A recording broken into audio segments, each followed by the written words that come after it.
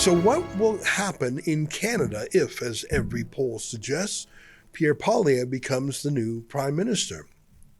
We lack the American tradition of military service for our political class. Trump himself did not serve in combat. J.D. Vance, in fact, was at West Point, if my memory serves.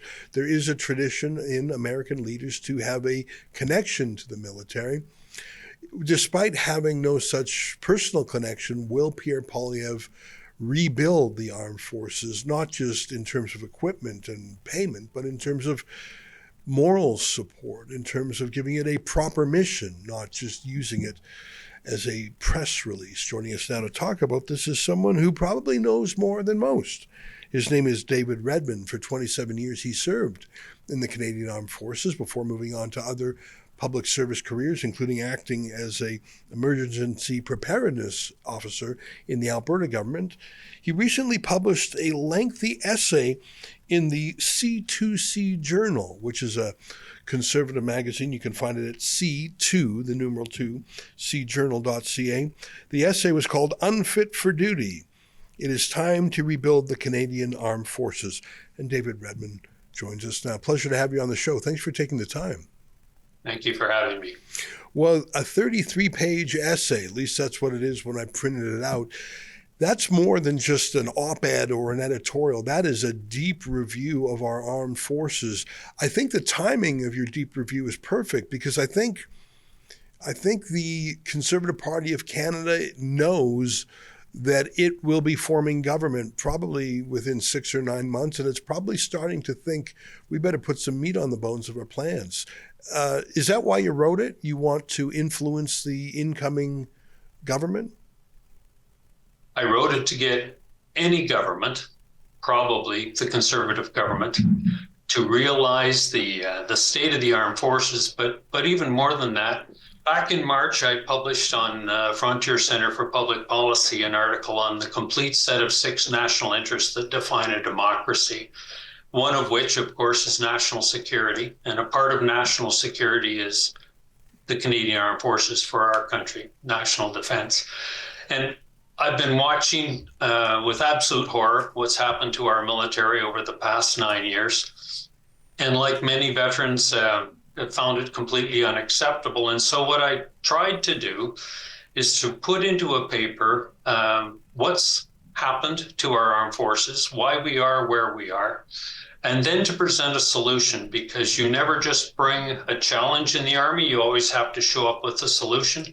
So if you read the paper, the first half defines the problem and states how we got where we are.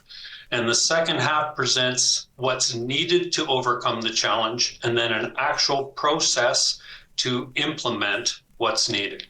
You know, I find it interesting how Donald Trump is sort of threatening NATO.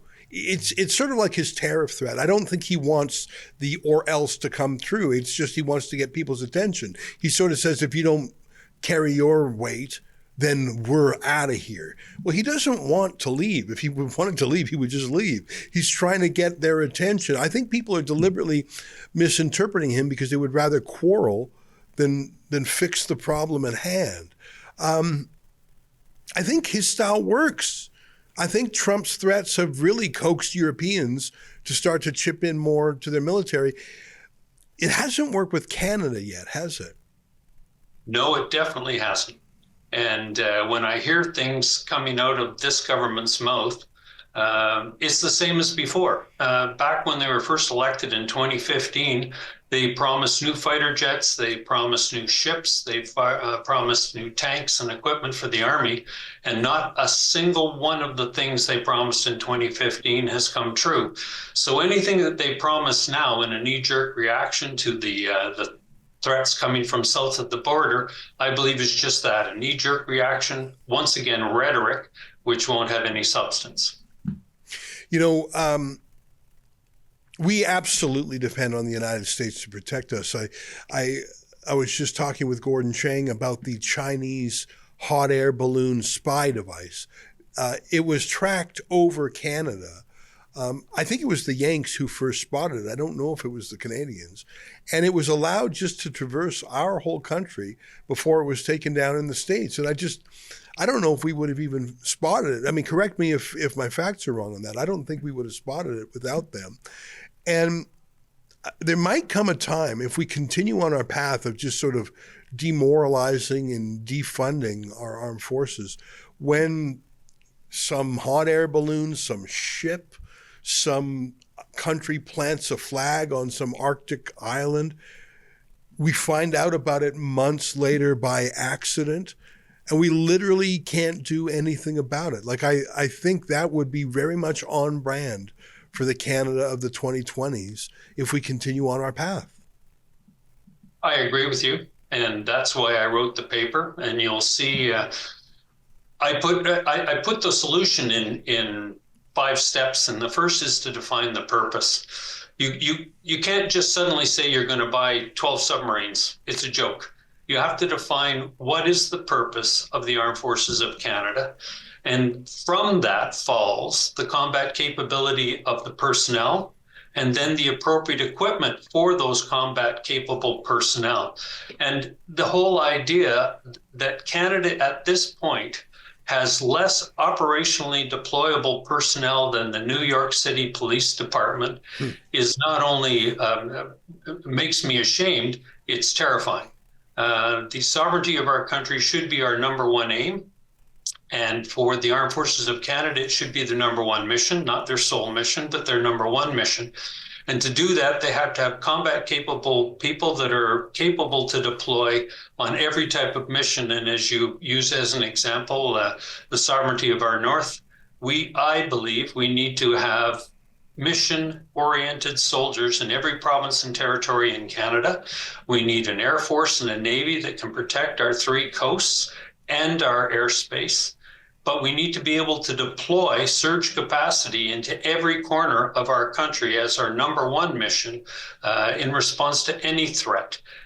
Then we need to understand that we share this continent with one of the largest superpowers in the world, probably at the present time still the largest.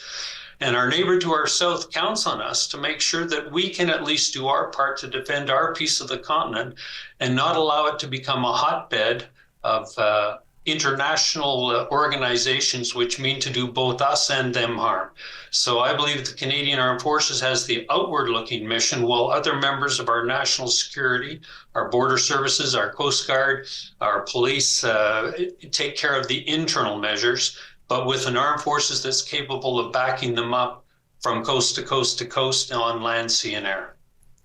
You know, I was just thinking about the different values. Like you say the purpose of a military is very important. And I've started thinking about that, and I'm leafing through your paper here where you talk about purpose.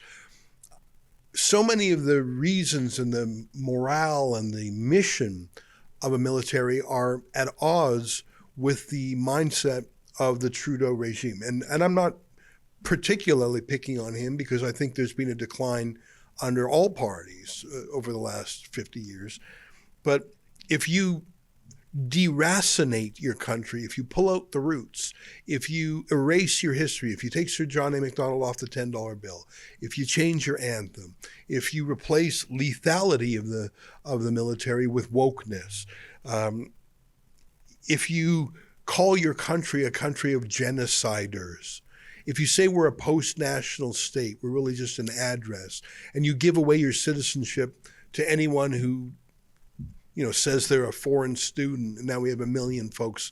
Like if you devalue your country so much, of course you're against the military, because the military is the opposite of all those things. It's about identity. It's about pride. It's about excellence, not affirmative action. It's about distinguishing our country from foreign countries. It's about saying that our judgment is superior to that of our enemies.